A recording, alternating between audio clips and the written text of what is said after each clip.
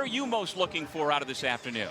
You know, I want to see our guys play fast and play the game the way it's supposed to be played in Pittsburgh. I want to see our guys play tough. I want to see them take care of each other. You know, I'm hoping if there's a catch over the middle and there's a kill shot, I want our guys to hopefully pull off and not make that shot. But I want to see our guys play football the way it's supposed to be played. Pat, it's been pro-style offense for you for so long, and now it's a little different. You okay with the switch? I love it. I love it. I'm a defensive guy, but, I think all defensive guys know offense and know what hurts you, and I'm really excited about what our offense can do this year for us. Thanks so much, Coach. Thanks, we guys. will talk to you after the game. Hail to Pitt. Well, here's a look at the rules being used today as the quarterback Eli Holstein, the redshirt freshman transfer from Alabama, comes out. And he has had a good spring so far, Rod, and has a lot of folks here in Western PA talking about what he could bring to this program. Well, I think it was a bit of a surprise to a lot of people that he has jumped in as the #2 quarterback, if you will. He was the second quarterback drafted by the players for this team. So he jumped ahead of Christian Veyer. And so a lot of folks want to see him in action today. And on first down, Pitt goes to the air. It's incomplete. So we've got 2nd down and 10 after the incompletion from Eli Holstein. Daniel Carter, the starting running back, takes the handoff and gets, no, it's a fake. Holstein, wearing that red jersey, gets hit for a loss, and that'll bring up 3rd down and long. He did get hit. Isaiah Neal, that's a no-no. You're not supposed to touch the guy in red. But I'm all for it, former defensive player. And working with tempo this year. And he is down with a flag that's been thrown.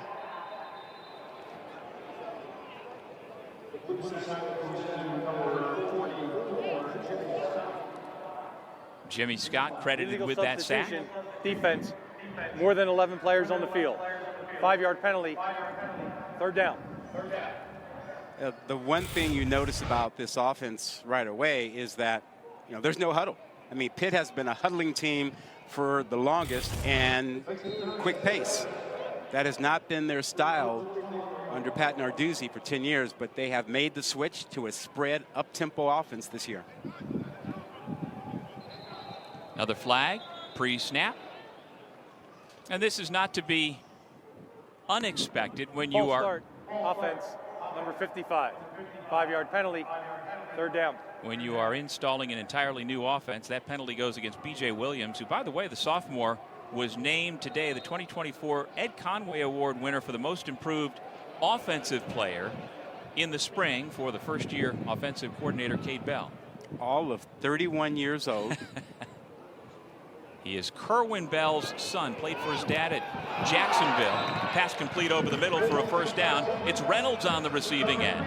16-yard pickup on the delivery from Holstein. And Cade Bell led an offense at Western Carolina at the football championship subdivision that was outstanding. Keep it on the ground on 1st down.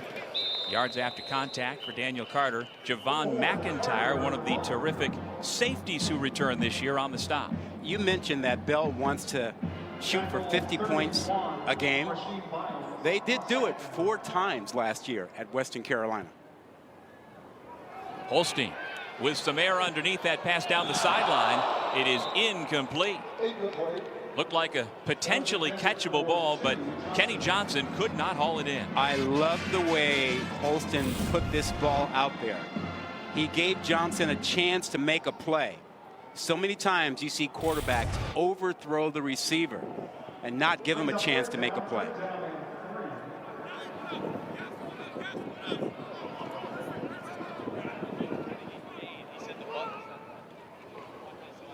Third down. Holstein's going to run for it. And they mark him as a 1st down. Again, the guys in red obviously not getting touched. And he didn't get there. He's short of that. Come on.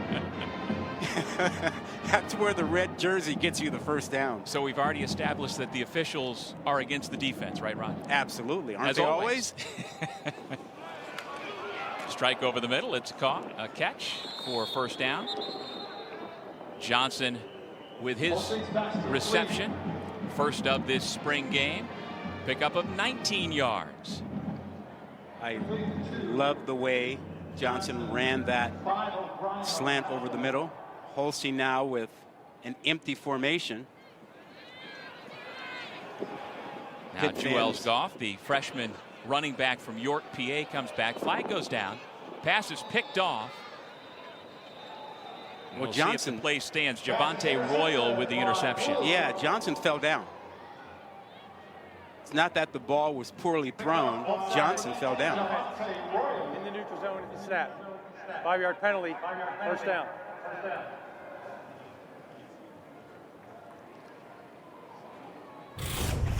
You know, you can see on this replay clearly offsides. And when you are facing a no-huddle team, and that's not been, you know, kind of the norm around practice, you have to get used to it. I mean, obviously they play against teams that have run no-huddle, but day in and day out in practice, they've been facing a pro style. So this is an adjustment for the defense as well. Goff, the true freshman who has opened some eyes this spring with the carry. He is from Central York High School. He's got speed to burn. Apparently runs his 100 meters in 10.8 seconds. A 3-star who picked Pitt over Boston College, Duke, Rutgers, JMU. He has shown signs to potentially be a contributor this fall. Snap is dropped and covered at about the 33-yard line. What do you think so far? Going too fast, you get a couple mistakes? Well, I think that is to be expected. Yeah, nothing wrong with that snap, though. That's Holstein just dropping it. Yeah, Lyndon Cooper is getting the start at center in place of Terrence Moore, the returning center. We've got 3 starting offensive linemen not playing in this game. A number of players who are injured or a little bit dinged up and figured they would protect him from any sort of hit. That is a first down pitch and catch to Kenny Johnson, the explosive receiver also out of York, PA. And if you have not seen this offense before and you're wondering about Western Carolina, that was really a pass-first offense and tempo and really trying to take advantage of matchups. Most spread teams try to get the ball out quickly, and they're focused on space and timing and not necessarily matchups. Fake the handoff to Carter, trying to find the tight end, Gavin Bartholomew, one of the captains for this blue team today. We got a chance to meet him over at the athletic complex yesterday and asked him about his mullet. He says, of course, business in the front, party in the back. Party in the back. Well, and this offense is going to be interesting for him because most spread offenses don't use the tight end very effectively, but he's a guy that you have to pay attention to. You have to work him into the offense. On second down, pass into double coverage, incomplete. Again, trying to find Kenny Johnson, who, by the way, was drafted first overall by the Gold Team seniors and captains in the draft on Wednesday. And among those who made the choice, Gavin Bartholomew. And you know there was some lobbying going on both before and during that draft to make sure. Absolutely. It's the playground rules. You don't want to be the last guy. No, absolutely. You want to be the first guy, and you want to make sure you get your word in with your guy too. Hey, you're gonna pick me on your team, right?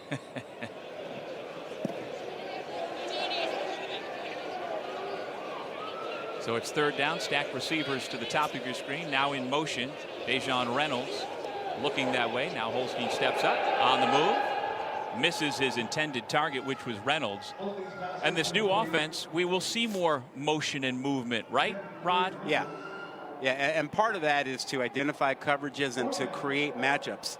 And when we talked to Cade Bell about this, he said he, as many others, were so impressed with the LSU offense in 2019 under Joe Burrow that is something that he incorporated. That kind of passing attack, vertical, a lot of deep throws. On a windy afternoon, our first field goal attempt comes from Sam Carpenter. He's got the distance, and it is good. 3 points. Don't let the sunshine fool you. It's windy, it's a little chilly. All the rain they have had here in western Pennsylvania in recent days, they are thrilled to see the sun for the first time in a while. Yeah, this is a glorious day. So Sam Carpenter kicks it off short, And we are pleased to be joined by one of the greats in Pitt football history, Louis Riddick, our colleague from ESPN. How are you? Good, guys. How are you guys doing up there? Well, we're warm. How are you down there in the wind? You know what? Look, I'm admittedly very, very soft when it comes to cold weather. As I've gotten up there in age, it's gotten worse. But I got layers on, dude. I got layers on, so I'm good down here. And it's just cool to be back here. And there's a lot of excitement with the program in the city. It's just good. It's just like coming home, man. That's what it is. That is awesome. Nice look too, man. I love the jacket you're rocking right now. Yeah, this whole thing, Rod, I mean, this whole brainstorm, this collaboration between Pitt and myself and Mitchell and Ness is just kind of like, it's exceeded my expectations. And quite honestly, I don't really even know what that means, only because I knew it was going to be good. I just didn't know it was going to be, this good. Outside today in front of the stadium, there were people who were just snapping the stuff up at the pop-up that we had constructed out there. The people really seem to like the gear. This jacket's one of my favorites. Hey, you got to turn around. We'll see what happens. Yeah, I mean, it's look at that. That is awesome. This is pretty cool. So it's just we'll see how it all goes. But again, I mean, anything I can do to help this university and put it back on a national stage. Obviously, the most important part is what you're seeing out here behind me on the field. That's the most important part. Winning football games, being competitive in the ACC and on the national stage, that's where the focus is. But I'm just trying to do my part and just show people that this school, since I was a little kid, it means a lot to me. Yeah, before we talk about this year's football team, I want to ask you about, as a two-time academic All-American, obviously your schoolwork was very important to you, and you came back to deliver the commencement speech 2 years ago. Yeah. What's the connection for you with the university outside of athletics? Yeah, I think the connection that naturally that I have with this university is the fact that while I was here, in the 4 years that I was here, I was able to, maintain a pretty good perspective on the fact that I needed to take advantage of making sure that I set myself up for my career after football. Obviously, when people come here and they go to any Power 5 school, a lot of football players think, look, it's just about football, and we'll worry about my after football life when the time comes. I kind of kept that in the forefront of my mind, and I think that people here recognize that. They recognize it by how seriously I took my academics. Quite honestly, I didn't have a whole lot of fun in college, dude. Okay, I spent a lot of time at the football stadium and then in the library and then down at the Cathedral of Learning because I really wanted to take care of business.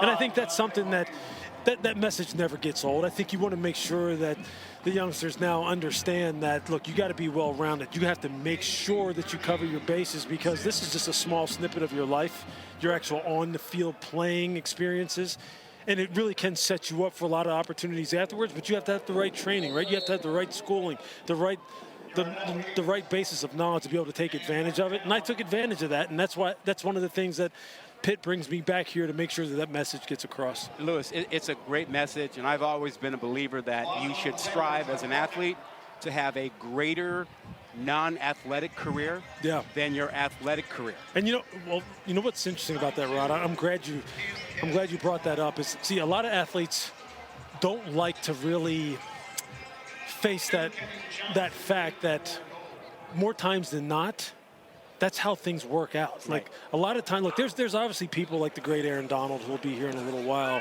who wind up having Hall of Fame careers, earn so much money, generational money, that it really doesn't matter, their level of quote-unquote formal education because they were able to maximize their career in very unique ways. But for the vast majority of us, yeah, you can wind up, setting a nice foundation from which you can then build from based off of your athletic career. But really what matters, the kind of impact that you really have happens after your playing time is done on the football field.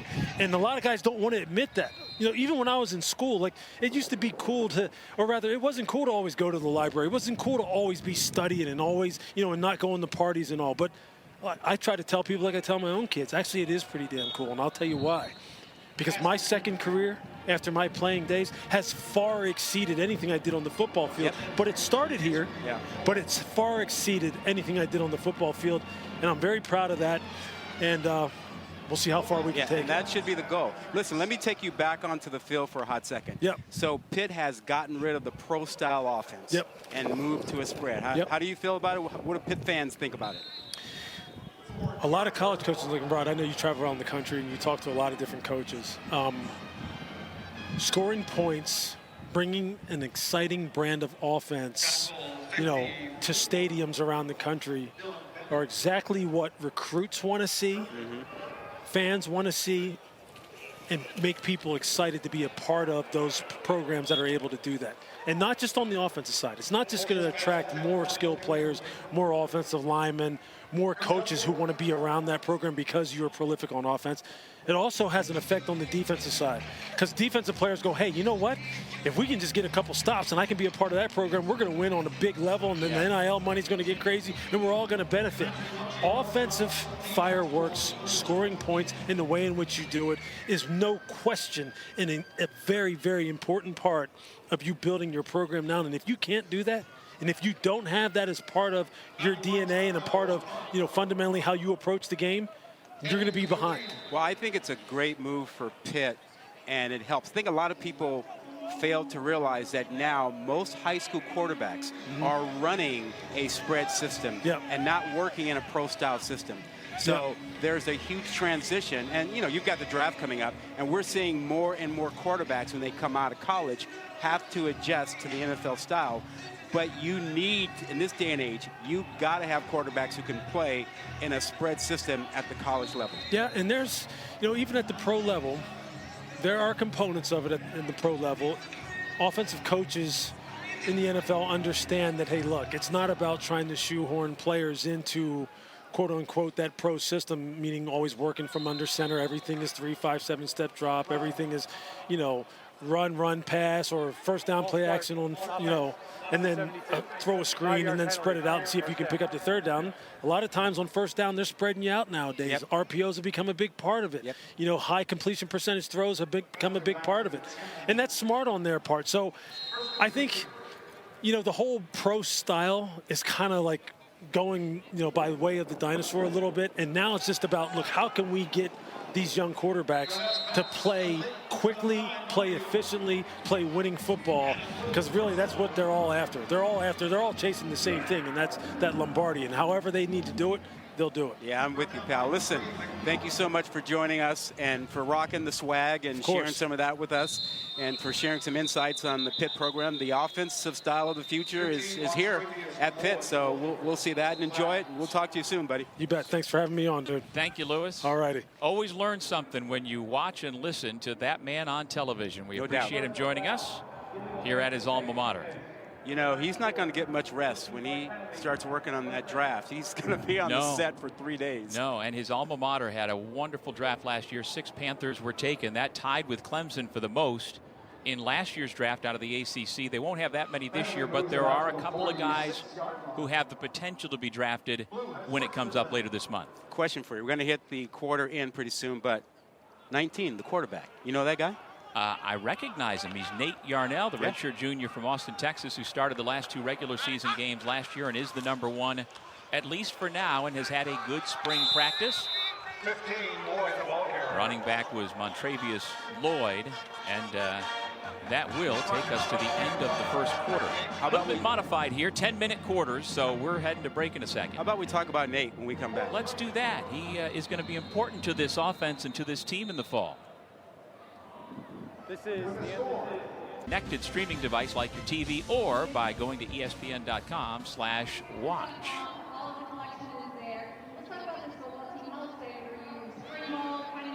Jake Renda, a reserve tight end, with his first reception on the pass from Nate Yarnell, the incumbent starting quarterback here at Pitt. 6'6", 215 pounds, out of Austin, Texas. As you mentioned, started a couple of games to end the season last year. And he has a really nice arm, and there's a look at it. When the games start. Pass interference as he tries to find Kanate Mumpfield, who is being defended by Noah Biglow.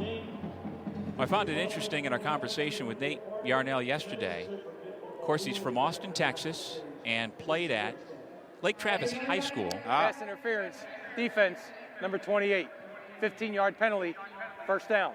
So for the skill that he has, he was offered his first Division I football scholarship as a 9th grader by the University of Houston. Major Applewhite.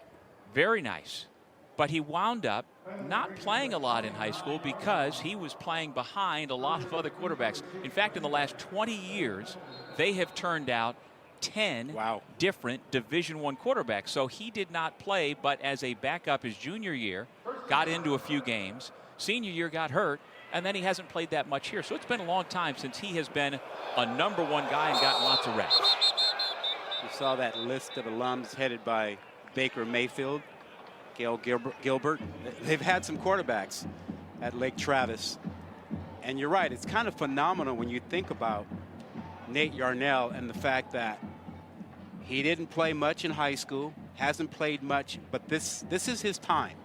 He's come into the spring as the number 1 guy, and the offense is something he's familiar with from high school, the concept of it.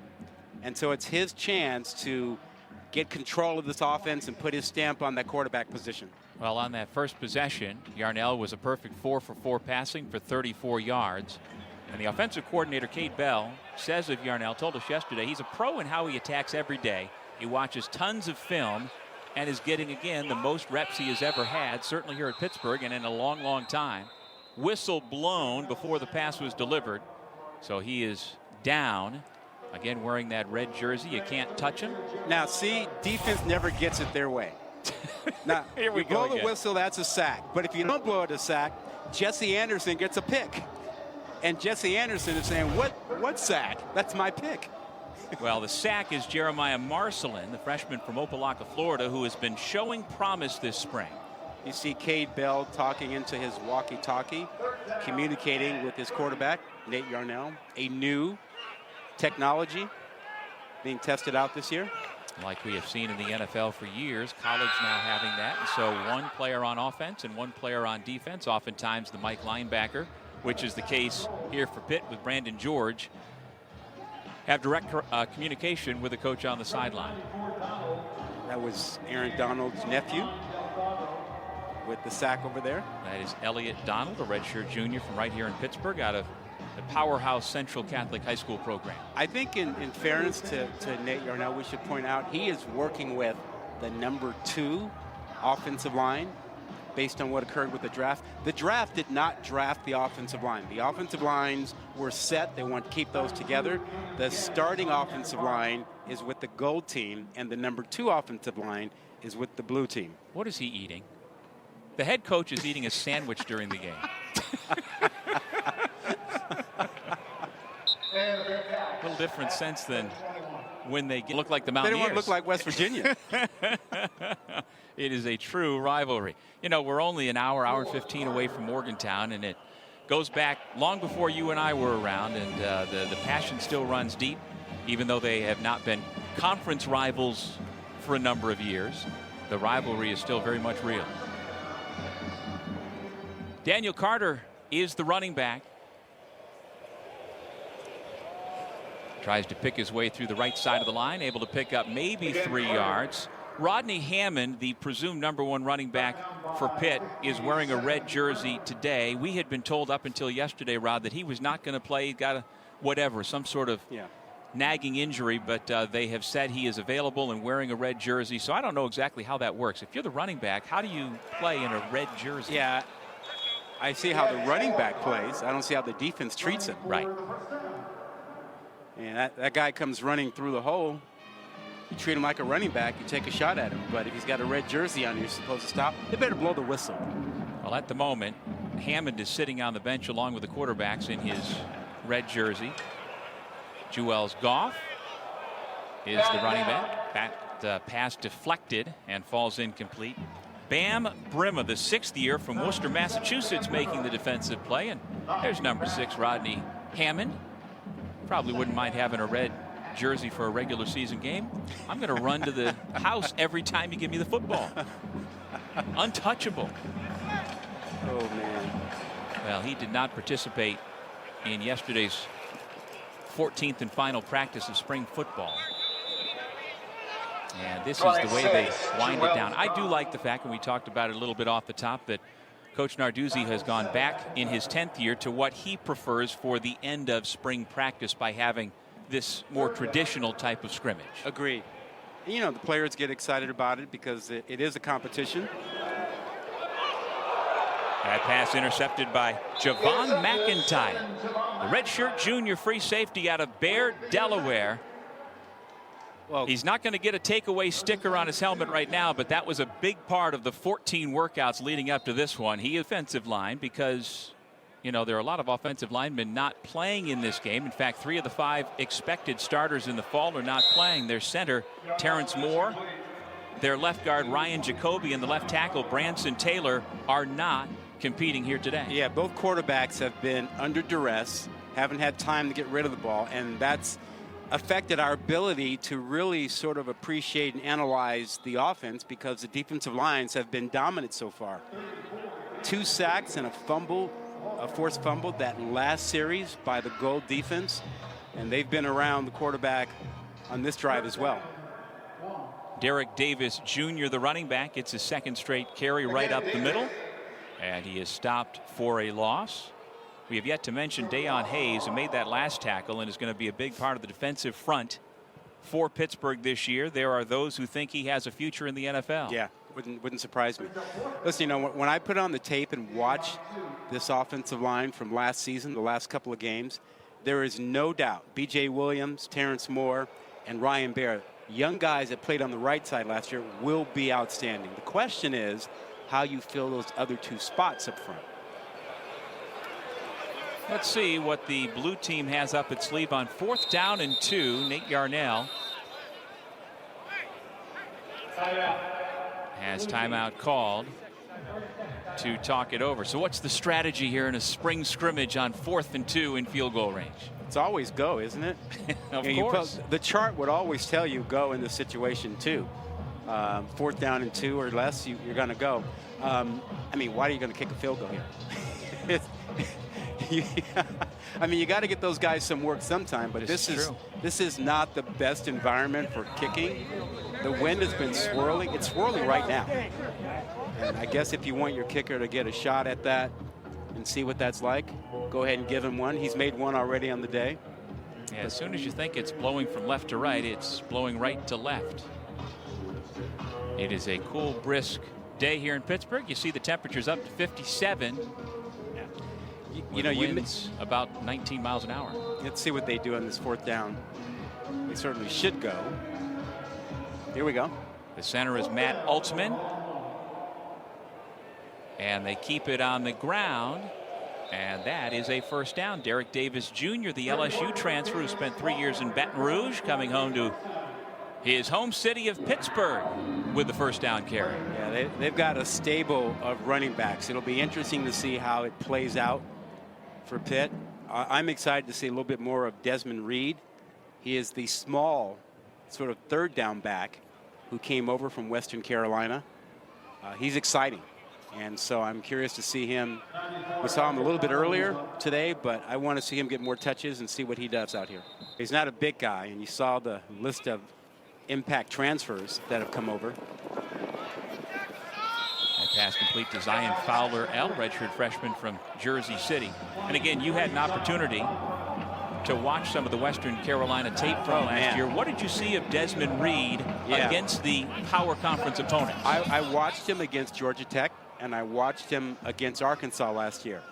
And he is tough. He didn't shy away from anything. He is not afraid of anybody. He's a guy who has great change of direction. He's got great speed. He catches the ball out of the back. Tyree with that penalty. So Reed's back on the field. Let's see if they get him the ball. He's listed at 5'8", 175 from Miramar, Florida. Generous. Was an FCS 2nd team All-American last year. Former consensus Southern Conference Player of the Year.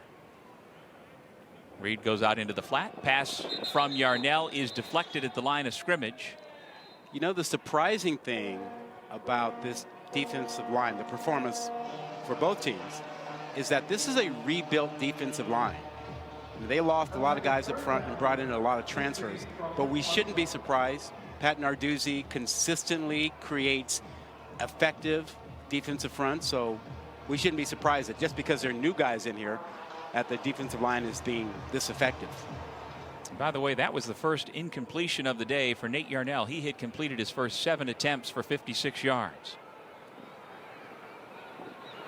Setting up the screen, pass is caught. Desmond Reed. That's the guy. Breaks away. That is the guy. And he's into the end zone for a touchdown, but there is a flag back near the line of scrimmage. If it stands, it'll be a 27-yard score. See what I'm talking about with this guy? I mean, he is so quick, and his change of direction, and he's not just a scat back, you know, who's afraid. Offense, number 27, 10-yard penalty, 3rd down. He's not afraid of contact. I mean, you can run him inside. You don't want to do it a lot, but you run him inside, and he will stick his nose in there. But this play here, everything you need to know about it. Make guys miss. Nice little stiff arm. Great vision. But it does come back. Cameron Montero, freshman wide receiver from Brockton, Massachusetts, called for the penalty, but that does not diminish the fact that Reed gives you a glimpse right there what we might see this fall. Very exciting. So the score remains 3-0 Gold. Reed remains on the field on 3rd down and long. Yarnell buys himself some time, finds a receiver, and the pass is incomplete. Hey, Doug. Maverick Rossio, the receiver. We saw Reed show you his skills. How about this toughness? Watch him step up and take on this blitzing backer. Yeah, how much size was he giving up? Oh, what? 40 pounds? Easily. 50? He doesn't care. And Reed is still young. He's only 19 years old, doesn't turn 20 until July. He once scored 5 touchdowns in 1/2 against the Citadel. Explosive. Special. So now a 50-yard field goal attempt upcoming for Ben Sauls, the #1 place kicker for the Pitt Panthers. Hold is good. The southpaw boots it up. And with the wind swirling, that is a impressive field goal. That is something. Think and read as much. So, for example, you don't want a guy to think about which gap he has to have. You want to assign him a gap and have him go get it after the snap. Things like that. Maybe well, this defense, Randy Bates says, you know, we're real deep at safety, still trying to figure out the corners. Ryland Gandy. It's in a tough situation, you know, not just on the field, but mentally. If you felt like the offense wasn't going to score, that's an additional burden as a defensive player that you really don't want to have to carry. Here's quarterback Eli Holstein, the redshirt freshman transfer from Alabama, who a year ago got to Tuscaloosa as a top 30 nationally recruit, a 4-star from Zachary, Louisiana. So a lot of folks who are excited about his arm strength, and so he is presumably #2 on the depth chart. It's interesting that Christian Veyer started 5 games last year, and up until 3 days ago, you would have said he was #2 on the depth chart, but Eli Holstein's own teammates on Wednesday in the draft chose him. That is the most significant thing, because players know, and players are out there watching every day, and when the players do a draft and Full start. Offense, number 50, 5-yard penalty, 2nd down. And they selected Holstein over Veyer as the second quarterback. That tells you what the players think, who they think is the second best quarterback. Well, we are not seeing everything out of Holstein today. He's been dealing with a hamstring injury that has limited him, but he is said to be not just a strong arm. He has enough athletic ability to make plays running the football as well. On play action, Holstein under a little bit of pressure, buys himself some time, throws on the run. Had a man, couldn't find him out near midfield. It falls incomplete, trying to get to Israel Polk, a redshirt freshman from Richmond, California. Well, you could see as he moved there, he's not comfortable, and he couldn't get anything on that throw. And that's the impact of the hamstring injury. And he just wasn't comfortable moving and threw that with all arm. And he is one of 5 scholarship quarterbacks currently on Pat Narduzzi's roster. And, well, we're just a couple of days away from the transfer portal opening up again, and it would surprise nobody if there is significant movement, as there is everywhere around the country in the next coming days. And so this scrimmage today may make it more clear for certain people, hey, this is where I want to be, or maybe I want to look elsewhere. Yeah, and, you know, for coaches, the portal is a time of anxiety because they're not certain what's going to happen with their team. You know, you think you have a roster, and maybe you don't have a roster. The things that you expect, what you see out here, might be different. from the player's perspective, if you're a quarterback who's buried on the depth chart, having the portal open up, it's great. It gives you an opportunity to decide whether you need to be here or move on. And we see quarterbacks transfer more than any other position group in college football, the top players in quarterbacks. Well, we have reached the 2-minute warning, which is new in college football this year. So it's a 1-minute break today for this 2-minute warning late in the first half of this annual Blue Gold game here at Acrisure Stadium in Pittsburgh. With Rod Gilmore, I'm Doug Sherman. Just to put a period on that quarterback discussion, I don't think anyone's going to have a roster with 4 scholarship quarterbacks in college football. Okay. That's going to be hard to keep because guys are looking for opportunities to play. And if you are a sophomore, junior, you're probably hunting. If you are a freshman, you got time, you're going to sit around or so. Well, Holstein spent just 1 year at Alabama, and he decided to hit the portal and came here to Pittsburgh and got here in January and has had a good spring. Both he and Nate Yarnell are said to be the guys who've taken care of the football the best as well. The fewest turnovers during the first 14 practices. We did have scrimmages as well, and apparently they have separated themselves. Brandon George, one of the captains today, and a veteran stalwart in his 6th year in the program, having himself a good spring. What a young man. He's a guy who actually put his name in the portal after last season and then came back to Pitt, said that this is home. And sometimes you feel like you've been around too long and you need to take a look around, and he did and decided he needed to be here. On the receiving end, that's Gavin Bartholomew, the starting tight end. Yeah, Brandon George, in talking to him yesterday, I love the fact that he felt responsible, his sense of responsibility, saying the city deserves better than 3-9, referencing last year's record. And he has a great affinity for the school and for the city and for the program because he was largely under-recruited coming out of Berks Catholic High School in Reading, and talking to him about the first time he received a Division I scholarship offer from Howard University. Yeah. It was emotional for him because he didn't know that day would ever come, and eventually got more offers and got himself here to Pittsburgh. Yeah. And he said, you know, this place is home. And we heard a couple of players talk about doing right by the city, and that 3-9 is not representative, that this is a city of hardworking blue-collar folks, and the team needs to reflect that. The team needs to fight and to win. I found that refreshing. Yeah. So we've got a timeout with 1:12 remaining in the half. Yeah, we had a chance to talk both to the quarterback Nate Yarnell and the returning middle linebacker Brandon George yesterday at their complex, and really appreciate the hospitality that we have gotten from the entire University of Pittsburgh football staff this week, making ourselves welcome.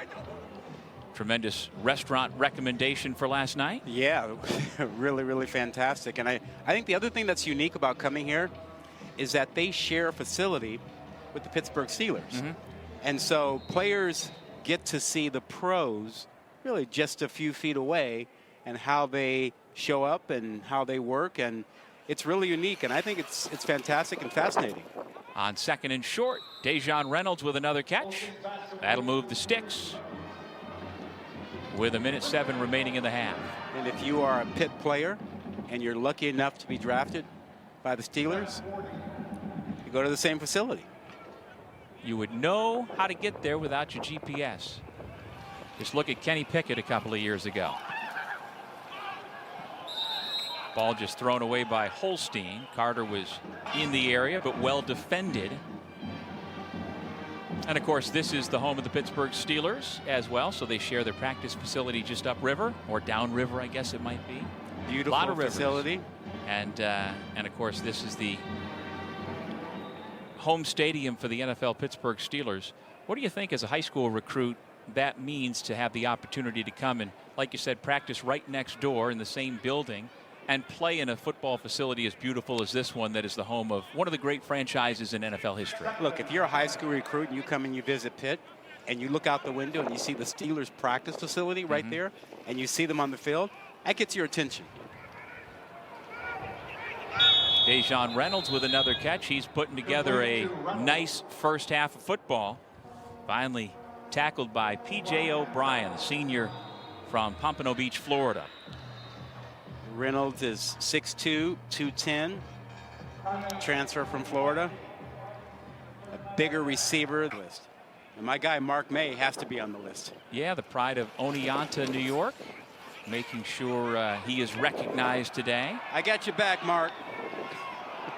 Look at those yards after catch by Gavin Bartholomew, which is exactly what Cade Bell, the offensive coordinator, told us yesterday. We just have to get this young man the football, and at 6'5", 250, he can make things happen after making the catch. You see it on tape, and you want him to get more touches because he can make people miss or just break tackles. Had 84 yards against Tennessee, a speedy team, a couple years ago. Juelz Goff getting a lot of reps for a true freshman for this Pitt offense. We've got an injured player, Bam Brima. I get the sense that you were trying to say that your list of 5 was better than my list of 5. No, and you know what? What's so cool about coming and working a game with a program like this is that you can make those lists and have great conversations about it. You know, is it just about what they did at Pittsburgh? Is it the totality of their football career? Yeah. I don't see how you don't put Mike Ditka on the list. Well, I had to leave him off because, you know, I got Larry Fitzgerald. I got Hugh Green. I mean, who am I taking off? I know. They got too many great players. It's tough, and we haven't even scratched the surface with getting the entire list on there. But does Mark May have restaurants named after him both in Chicago and here in Pittsburgh? He could if he wanted.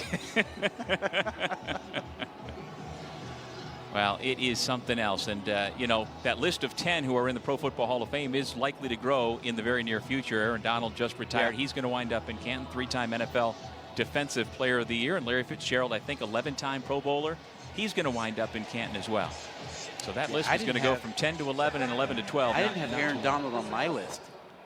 I had to take him off to make room for the other guys. You know, Aaron's in the building today. Don't say that to him. don't tell him what I did. To the end zone, Holstein. He's got himself a touchdown. Daniel Carter out of the backfield on the receiving end to make the score 9-3. I think that play is one thing you'll see a lot more of out of Pitt this year. The running backs catching the ball out of the backfield because of the matchups.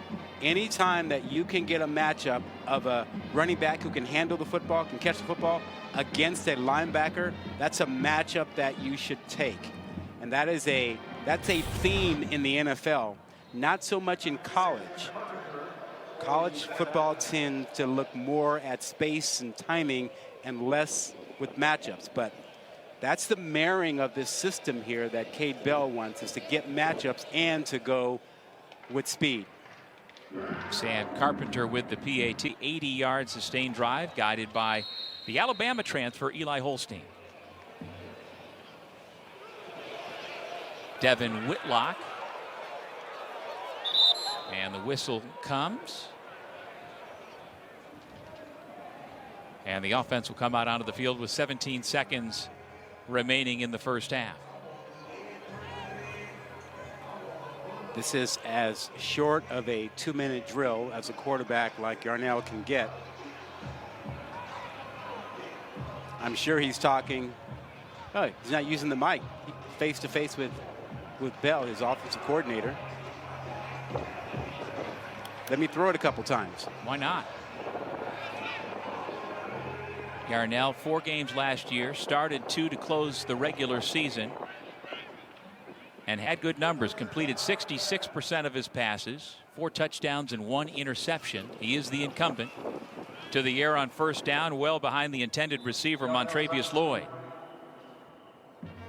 You know, the other thing about Nate Yarnell that gets overlooked, he moves really well for a guy who's 6'6". Normally guys that tall have a tougher time, you know, chopping their feet and changing direction. But watching him against Duke last year on tape, he was an effective runner. I think people will be surprised at how well he can move and throw the ball. To the air again on second down. The pass overthrown if it was intended for Konate Mumfield. In coverage, Kyle Lewis from his linebacker position. He's had a heck of a spring, say the coaches so far.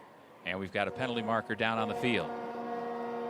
And Yarnell tapped his chest, pointed to himself after throwing that ball. So that was on me. Apparently there's a flag on someone else. 10-yard penalty, second down. It's Ryan Coretta, 6'5", 305, the redshirt freshman who was flagged that time.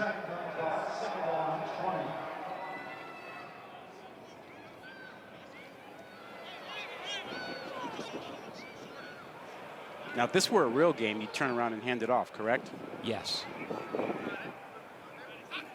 Instead, Lloyd goes in motion, swings it out to him.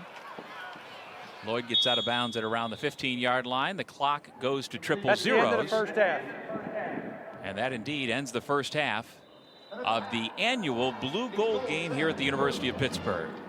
This offense is a lot of deep shots in the first half. And you saw Desmond Reed show you something out of the backfield. As a running back, pass receiver. Tight end Bartholomew makes you believe there's a guy that's going to make big plays for you. And then, wow, the defensive line play for the gold team and the blue team. Just a reminder that defense has not changed here at Pitt. It's going to be good again. Yeah, Dayon Hayes, to me, was the most noteworthy of the defensive linemen in that first half. Yep. Rodney Hammond has come into the game, so we've got two different players in the offensive backfield for the blue team wearing red. Christian Veyer, the Penn State transfer who started 5 games last year for Pittsburgh, hands it off to Rodney Hammond. And with that red jersey, it will take nothing to get the whistle blown by the official. And Christian Veyer is the guy we were talking about earlier, 6'4", 215. What did he start, 5 games last season or so? Yeah, 5 games, including a 302-yard passing 2-touchdown effort against Wake Forest. Yeah, good quarterback, but has apparently been jumped in practice by Holstein, so he is working out of the position of the 3rd quarterback, not the 2nd string quarterback everyone expected. But good-looking guy, knows what he's doing, big, strong arm. Well, he played his high school ball in Maryland at the Bullis School, but he is Canadian from Ottawa, Ontario. And he looks the part, as you say, 6'4", 215, a redshirt junior. Well, you know he wants to play well today and see if he can move up the ladder. Veyer with time, a clean pocket. Ooh. Pass incomplete. Zion Fowler L. Looked like he could have made that catch. He put that ball on the money. I mean, that was Fowler L., I think, who looked up at the last minute and didn't realize the ball was on him. But this is a perfect throw. Maybe a little high for him. Zion Fowler L., 6 feet tall. Not able to reach up and grab that one. And so the punt team comes on. Cam Guess standing at his own 8-yard line, with Kenny Johnson back at his 35-yard line to receive. He calls for a fair catch. Steps out of bounds at the 41-yard he'd been through. I can't imagine how tough all that was for his family and his close friends to see him back out there. Had to be really emotional. You know, you want him to do what he wants to do and be comfortable with it, but when you're close and care about someone like that, you can't help but worry, right? Well, he's one of the real good players in the history of this program. 5 years here at Pitt, 2nd team All-ACC, 6 career interceptions, late round pick of the Buffalo Bills, and hopefully years to come in the NFL. Terrific player.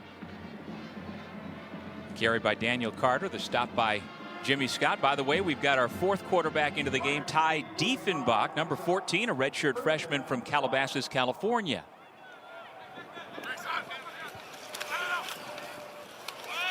And the California kid has his pass deflected, and it falls incomplete. He is another one of the prototypical pocket passers, 6'6", 220 pounds. And his challenge is to prove that he is a guy who can operate and run with this spread offense, more movement, because they will ask the quarterback to move more in this offense than in the pro-style offense. And again, a first-year offensive coordinator, Cade Bell, who has climbed the ranks very rapidly. A 31-year-old, his first opportunity as an offensive coordinator at the Division I FBS level. He came from Western Carolina, and his goals are very lofty. Of course, every offensive coach would want for his team to, you know, go for 500 yards of total offense every game and score 50 points, but he really thinks he's got a shot to take what he did at the FCS level and the Division II level and transfer it to the ACC. You see his resume, and for fans out there who go, hey, wait, what's going on? You bring a coordinator in from the FCS level up to a Power 4 school? Well, what are you thinking?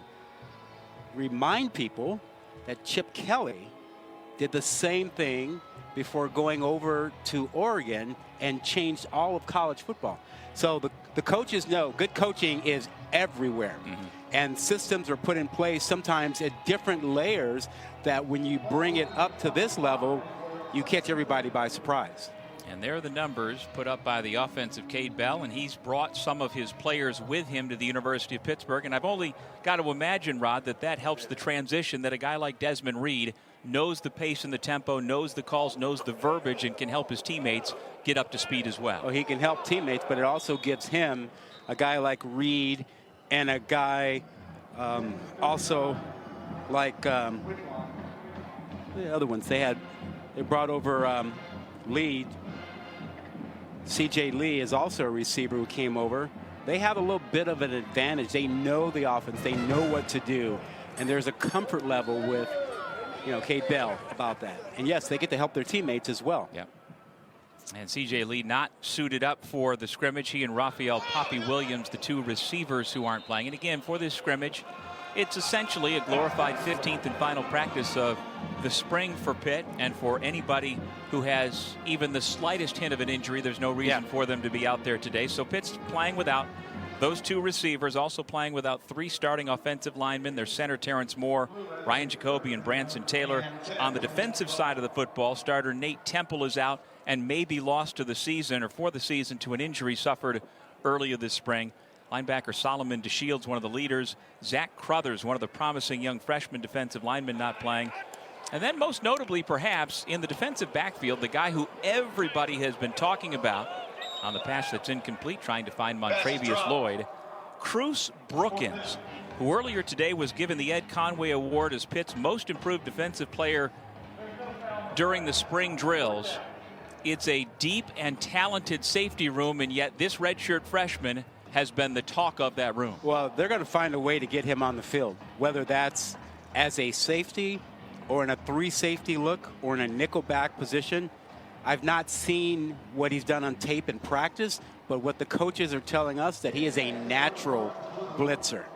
And so you got a guy like that, you're going to keep him on the field, find a way to get him on the field. Well, he led the team in takeaway helmet stickers this spring, and if you saw a photograph of them, they aren't just the little Pitt Panther logo stickers. They are big, massive stickers to let everybody on the field know you have been a playmaker.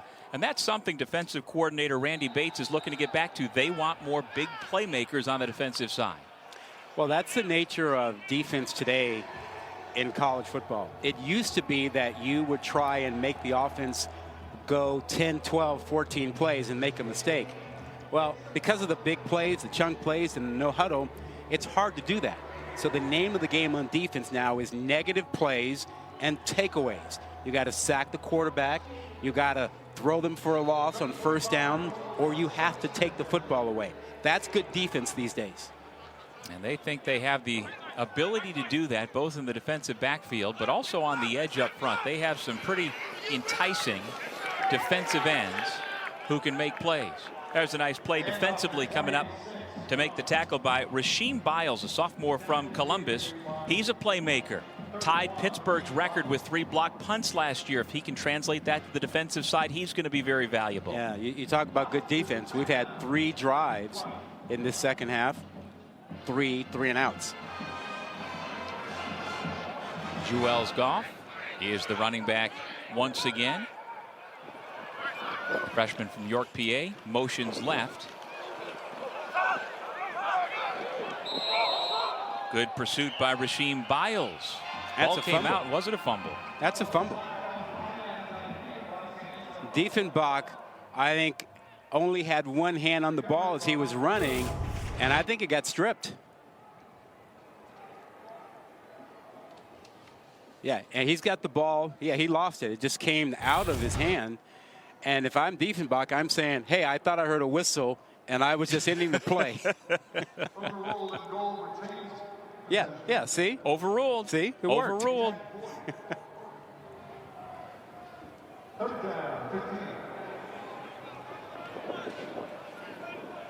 And so Diefenbach gets another opportunity on 3rd down and 15 from the 40-yard line. Flushed. Eyes downfield. Has the pass complete, but out of bounds. The receiver, or rather, Javante Royal, the defensive back, stepped in, trying to find Izzy Polk. You know, in our conversation yesterday with Cade Bell, the offensive coordinator, he talked about getting the ball out. He wants his quarterbacks to get rid of the ball.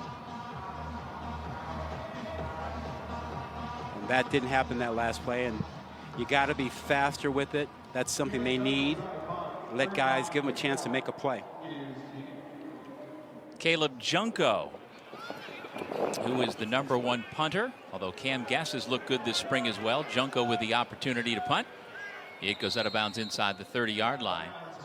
And the Bears hold the #1 pick. And by the way, the Steelers go 20th overall.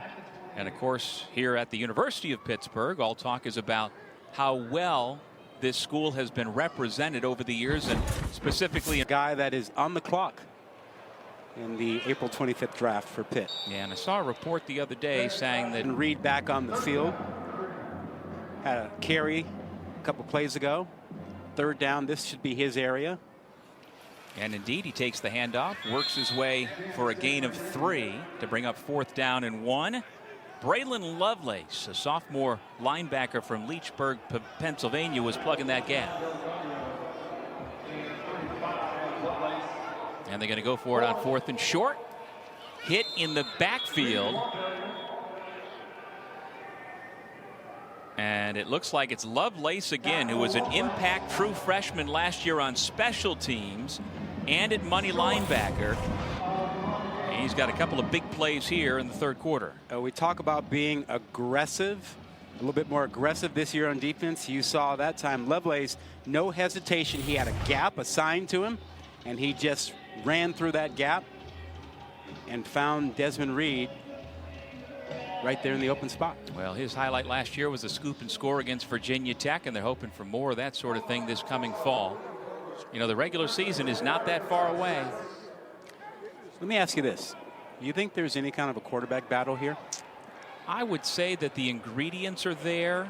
Nothing that has been said by the staff or the players tells me that there is. But, you know, as we talked about in the first half, Nate Yarnell has not had an extended stretch to really entrench himself as the #1, even though he clearly is right now the #1. But yeah. Eli Holstein, coming from Alabama, seems to be pushing in that direction. Well, I think Nate Yarnell is #1.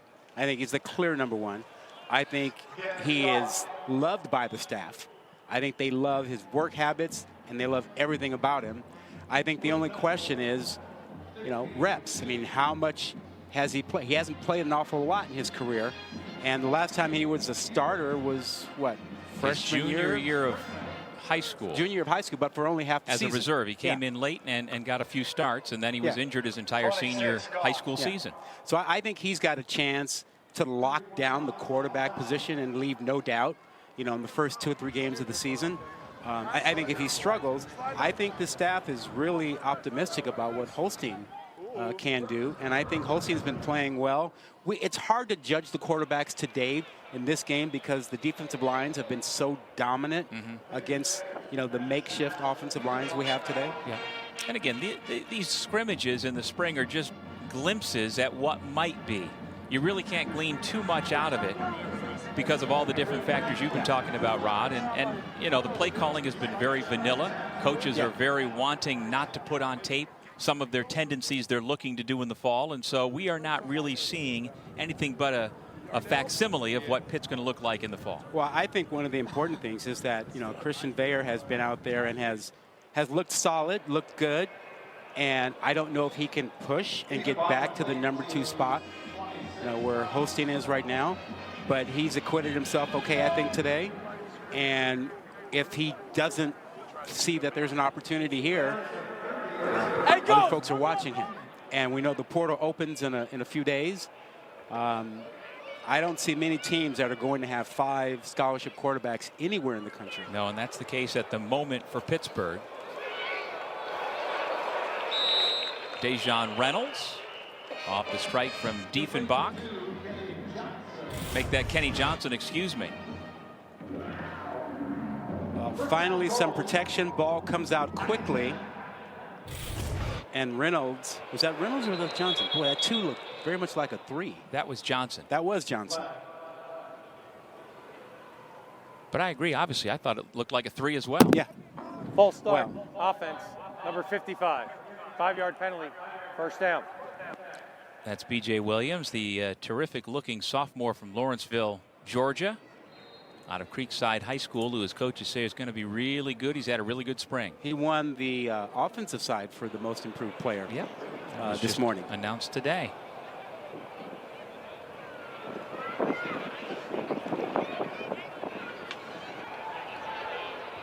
Short pass caught by Goff. I think you can see Diefenbach doing a much better job of getting the ball out fast. And Bell has helped him with his play calls, his play selections of, quick passes to get the ball out.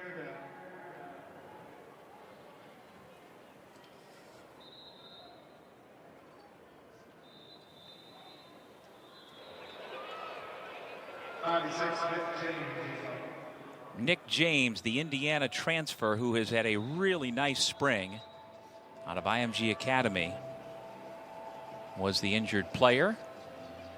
He is part of the group of transfers that have shown up to rebuild that defensive line. Transfers from K-State, Indiana, Clemson. And that would be Nate Matlack from K-State, the grad transfer from Olathe, Kansas. Twitchy, long, potential playmaker. And David Ojebwe is the young man who transferred from Clemson to Pittsburgh inside the ACC. Johnson down the sideline and into the end zone. An 18-yard touchdown pass play. Little screen game, wide receiver screen. Get the ball out quick and let that guy make a play. Yeah, that is basic Hornbook stuff you want to do. Get the ball out, let your lineman get down the field and block the corner out of the way. Perfectly timed screenplay. Love the way Johnson came off the line of scrimmage to drive back the cornerback, which allowed the lineman to come out and make the block. So he drove him back to set up a good blocking angle. Well, he was honorable mention all ACC last year as a kick returner. Explosive. They want to get him the football in space and allow for him to make plays. Movement along the defensive front before the point after.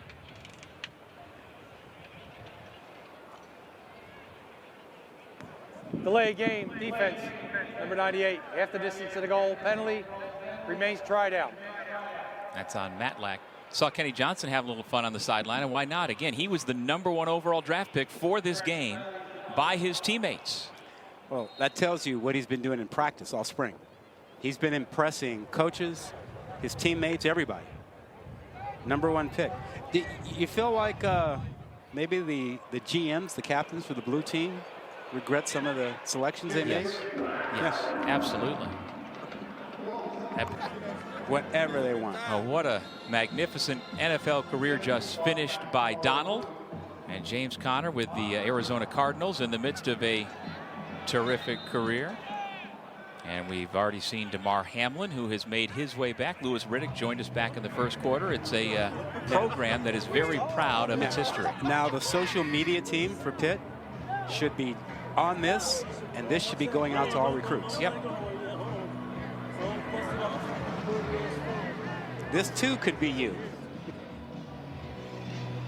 And there's the head coach heading into his 10th year, Pat Narduzzi. Says we're a tougher team this year. What does he mean by tougher? We need to be tougher than we were in 2023. I think that's a mentality. I'll give you an example. You know, the weather has been bad out here. And you know what he said? We went outside anyway. Yeah, we decided we weren't going to be inside.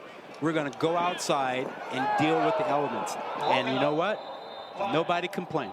No belly aching from any players about it's too cold, it's too wet, none of that. They're like, let's go get it. We're going to have to play in this in November. Let's get after it. Defense, number 15. 15-yard penalty, automatic first down. That's mental toughness. Correction, number 16. Jesse Anderson with the infraction. And it is notable Nate Yarnell, the #1 quarterback, is back onto the field with 2:12 remaining in the third quarter.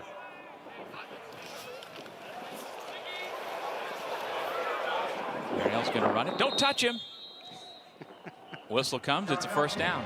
You know, when you play in the Northeast and in the city of Pittsburgh, you have to lean into cold weather and bad weather situations, I would think, if you're the coach, because you're going to have these conditions come October, November, and later. Well, coaches are always balancing great tackle. Okay, I want my team to get out in the elements, and I want to toughen them up, versus I want to have a good practice and execute some things. So that's the delicate balance you're trying to find. And sometimes you lean towards, I need to have a good practice more so than the elements. A nice tackle you talk about, Rod, was made by Jesse Anderson, a freshman defensive back from Fort Lauderdale out of Cardinal Gibbons High School. Yarnell throws it away, and we've got another flag coming. That's a sack. It should have been a sack.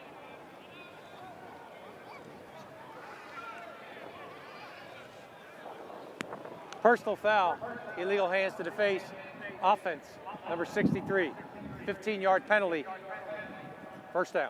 And I ask you this question because I really don't remember. Back in your day at Stanford, what did you guys do in the spring?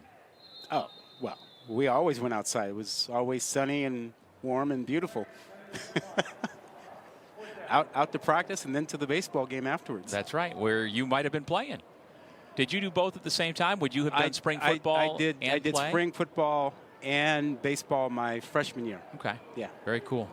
Yeah, the weather in Palo Alto is usually ideal. Yeah.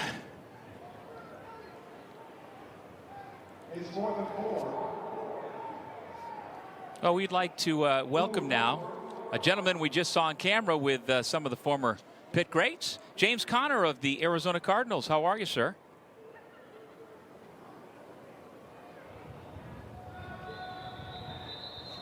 I don't know if James can hear us, but we will try to get back to him.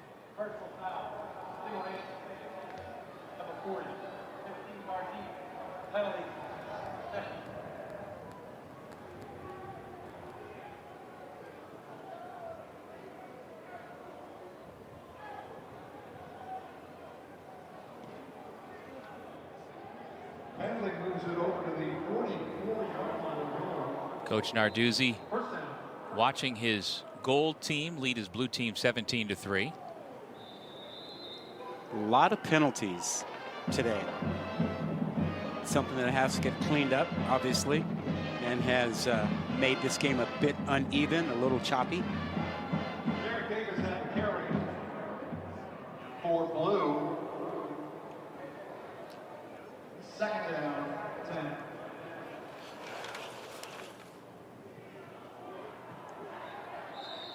Yarnell throws a strike for a completion. Cameron Montero with the first down catch. Saw the arm strength there on that deep out. Beautiful throw by Yarnell. Played behind Hudson Card in high school. To the end zone. It's a touchdown for Yarnell. Put it right on the money. 34 yards. And on the receiving end, Lamar Seymour, a true freshman out of Miami Central High School. We were just talking about Yarnell's arm strength and the fact that this team, this offense, takes more deep shots. And that was a beautifully thrown ball, a great route, great little post route. and he did the essential thing. He gave his receiver a chance, put air under the ball, and let him run underneath it. Well, Tamarion Crumpley was the defensive back who was beaten on that play. Ben Sauls with the point after, and it pulls the blue team. Welcome back, former first-team All-American. Thanks for joining us, James. And you made the trip to come back to see your alma mater's scrimmage. Why? What do you get out of coming back and seeing the guys? Man, I just get grounded. You know, I get humbled, I get grounded. This is my foundation, you know, so I come back and, you know, just this atmosphere, seeing these colors, you know, this blue and yellow, this blue and gold. It's just, you know, it's home for me. So right before the next season coming up, I like to come back home and just get grounded. James, what is it about that? Because Louis Riddick said the same thing to us. He said, this is home. What is that? Can you describe to us what that is, why you guys feel that way? I think it is the way we was treated while we was here. You know, the University of Pittsburgh, you know, came in when I was 18, and it was all hands on deck. Everybody on staff, and when I was there, just, you know, embraced me, helped me. You got guys still like Coach Asala and Coach Narduzzi, who really helped me become a boy to a man, you know. So I'm just always appreciative and grateful of that. And like I said, it's my foundation that carries me through, you know, on into life. So it's just good to get a taste of home. Hey, so you've got a lot of young running backs around you. What kind of advice do you give them? I mean, you're a guy who, I mean, you're coming off a great season with 1,000 yards rushing. So they all listen to you. What do you tell them? Man, I just tell them to have fun playing the game. That's the most important thing, you know, because with the business part of it and how much work is actually required to, you know, to put in, it starts to get hard. It starts to feel like a job sometimes. But if you can still find the fun in it, you know, that the love that you have for it when you were a kid, then, you know, you have fun and that takes over, you know, and so you start enjoying it and appreciating it for what it's worth. Well, James, we were talking earlier in the broadcast about what it must be like for a University of Pittsburgh football player and a recruit to be able to come and know that you're going to practice and play at an NFL facility. You got to do that, and then you got drafted by the Steelers and only had to go to the other side of the building. What was that experience like for you? Yeah, it was awesome, especially being a student at the time. You know, just knowing that the Steelers were right there practicing and being able to watch those guys. You know, that was the ultimate end goal, was to get to the NFL. So to see it right there in front of you on a daily was just all the inspiration that you needed. You know, and so and then after you get drafted, you go right there. You start to get comfortable, and you start to realize that, you know, I still got my foundation right there at Pitt, right there beside of me. You know, so it worked out, and it was a great 4 years with the Steelers. But now the Steelers are the opponent. You came back this last season, Week 18, into this building and got the game ball, leading the Cardinals to a win. How did that feel for you? Oh, that was awesome. You know, it was awesome. I definitely wanted to come in there and try to have a big game, get the victory. And also see old friends and family. You know, just a lot of the family came up and see me play. You know, they don't get a chance to do that going all the way out to Arizona. So it was a nice game and a nice weekend overall. Hey, James, one quick question for you. You've shown tremendous patience in your NFL career. What brings that out? I mean, a lot of guys would not have hung in there the way you have, and to top it off with the season you had last year, I mean, that has to be rewarding. Where does that patience come from, and how do you have that? You could say patience, but I would say faith. You know, just I know that I'm a talented football player, and you know, injuries are part of the game, hardships, trials, and tribulations. But everything you go through, you know, there's something better on the other side. So, yeah, I'm just in. Like I've said, I'm in it for the long haul. You know, I want to have a great career and make a great career out of it. And I know with the hard work, that's possible. So I work hard, you know, year in and year out, and that got me to this point, year 8, and more years to go. Well, you were in the midst of doing just that. Thanks so much, James, and congratulations for all of your success. Awesome. Thank you. Appreciate you. Thanks, pal. ACC record 26 rushing touchdowns a decade ago. Yeah.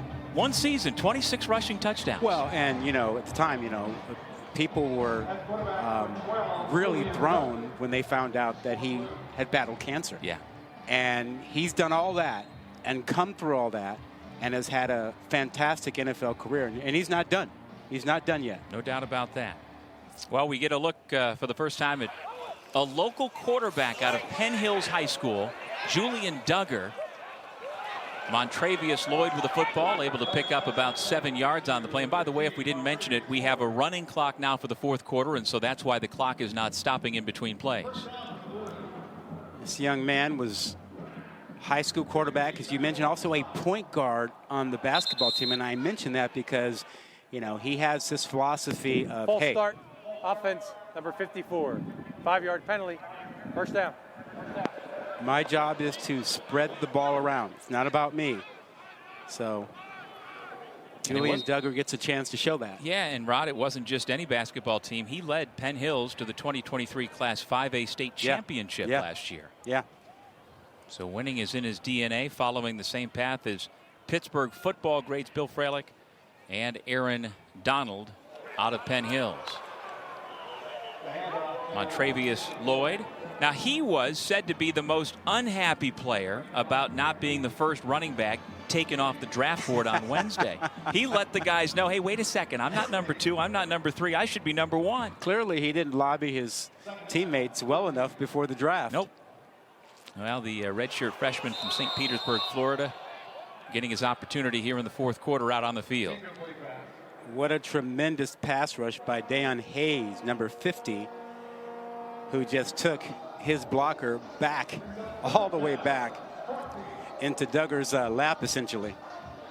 And, you know, Hayes has done a tremendous job of leading the true freshman on the defensive line. He always sits in the front of the room. He has 12 career sacks, a real difference maker for Pitt defense. But he has taken Sincere Edwards among the others under his wing and trying to pass along what it means to be a Pittsburgh football player. Yeah, well, you see, leadership can come also just in the form of how you play and how you go about your business, and he's showing that today. And there is number 50, Deion Hayes, out of Westinghouse Academy. Another Pittsburgh guy. Sean Fitzsimmons sitting next to him, a really promising defensive tackle from Monaca, PA. And the ceiling is very high for that young man. And as you've said repeatedly, Rod, Randy Bates, his defense is going to bring it. Well, they're going to need that. Things aren't getting any easier in the ACC, which, by the way, has gotten larger. Your alma mater. We're now 2024. Flag comes down before the ball is thrown by Julian Duggar. Yeah, SMU, Cal, and Stanford have been added to the ACC. And so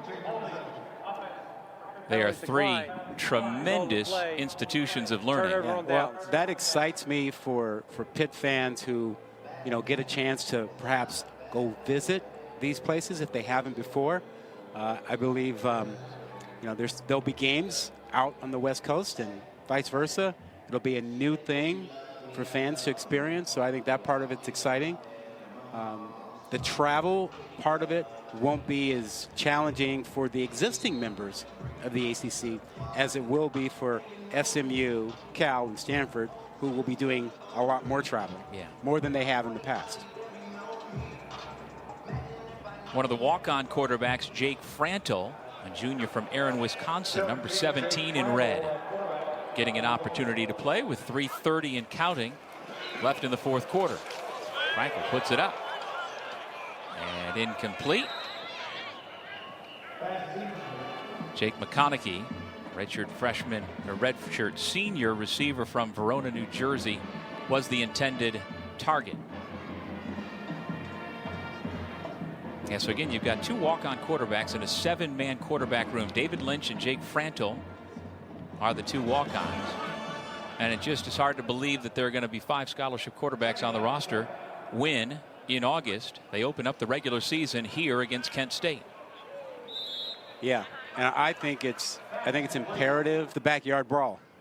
And as you mentioned, you notice Cal and SMU on the schedule. Those are conference games, and so November 2nd at SMU. That's a beautiful campus. Good time of year to go to Dallas if you want to see the Pitt Panthers on the road. That's a good road trip. Well, in October, that'll be blue and gold on blue and gold. It will. It'll look an awful lot like this. No doubt about it. Unless they come up with some alternate third or fourth uniform, as every school seems to have. I'm getting the sense that is not your thing. I like tradition. I like in football where the home team always wore their colored uniform and you wore the white on the road, and same in basketball and baseball, the home whites and the road colored. It just was easier. I like things in order. So yes, you're right. You know what the young guys are saying? Oh, he's so old. That old He guy. is just yelling to get off the lawn. I have to say, some of the new looks are pretty good. It just makes it tough when you're watching television sometimes. You don't know who's home, who's away. Which team is which? Well, what we have here is all Pittsburgh on the field. Pat Narduzzi getting his team ready for the start of his 10th season as head coach at the University of Pittsburgh. This is the 15th and final workout of their spring, and then they won't be together formally until camp opens up this summer. 10th season, won an ACC championship back in 2021, and now no divisions. Top 2 teams will play in the ACC championship game this year. Well, since 2015, only Clemson has more wins in the ACC than Pat Narduzzi's Pitt Panthers. They have been consistently good. He's had 9 first-team All-Americans at Pitt, 6 NFL draft picks in 2023 alone.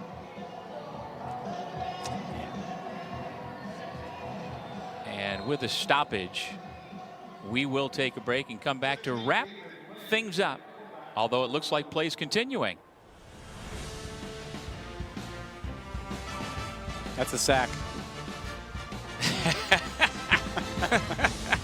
All right, we'll take a break and come back right after this here in Pittsburgh.